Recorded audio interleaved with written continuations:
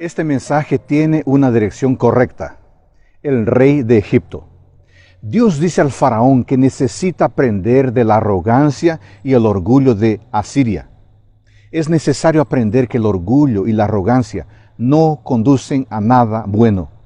Necesita aprender que la Asiria cayó por su postura. Y más aún, también necesita saber que Egipto también será destruido por su orgullo y por su arrogancia.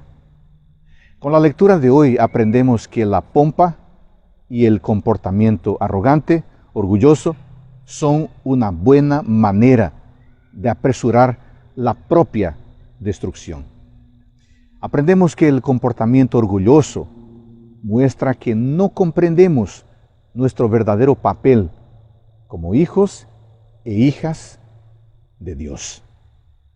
Nuestro Padre Celestial espera una postura humilde, no por mera subordinación, sino porque Él mismo nunca es arrogante y orgulloso, y por eso no tolera esas posturas en su reino. Viva este día en humilde amistad con el Padre Celestial. Que el Señor te bendiga.